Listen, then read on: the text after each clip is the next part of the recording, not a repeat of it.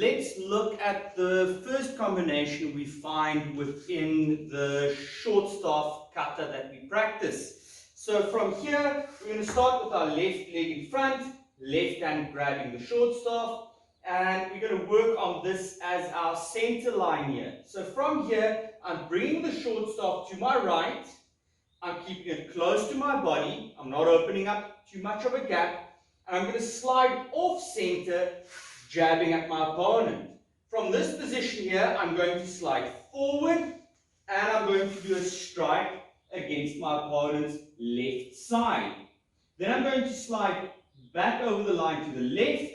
I'm going to rise up and deliver a strike to the center. So let's do that combination again, and just now we can apply it and see some applications behind it. So from here, I'm on the line, the staff comes to my right hand, I'm moving slightly off center, but stabbing to the center. Then I'm moving across the line, striking to the other side, then I'm dropping my arms, sliding at a 45-degree angle back, lifting, and stabbing back to center. Let's do again. 1, 2, 3, 4. 1, 2, 3, 4. Right. Let's look at an application for this movement.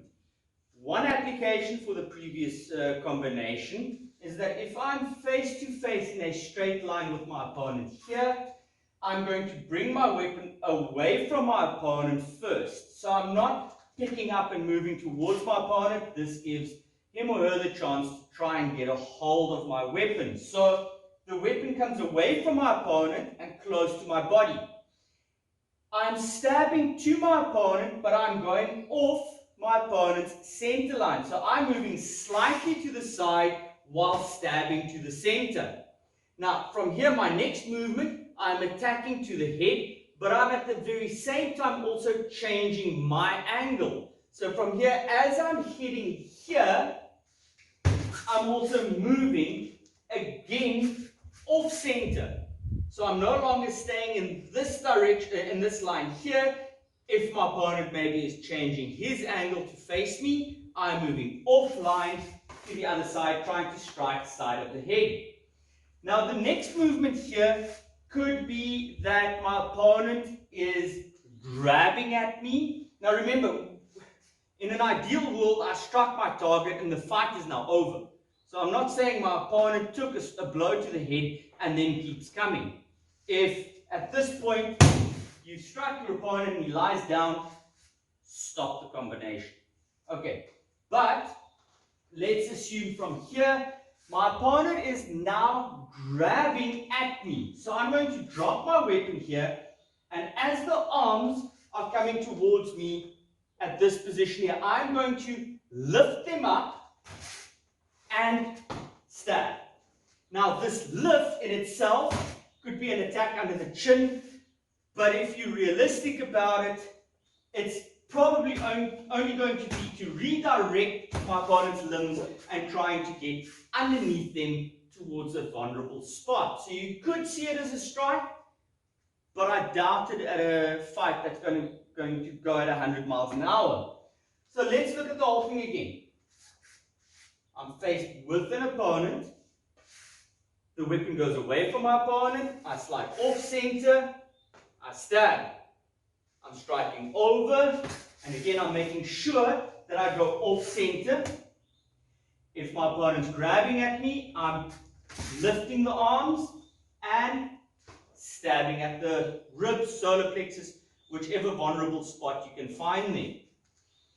Another idea for this movement here and then rolling it is that if your opponent has a grip on this weapon here, that by lifting it and rolling it and then giving energy back, it could pull your opponent's arms in and then trying to break free while delivering a strike. This is easier to practice when you've got an actual opponent that has hands. So let's one more time look at the application. 1, off center and strike. Good. So that teaches me get off center. If I want to be hitting at my opponent, off center and strike. If my opponent is grabbing at me, off center and strike. So the first combination really teaches you to get off your center line and dominate your opponent's center line.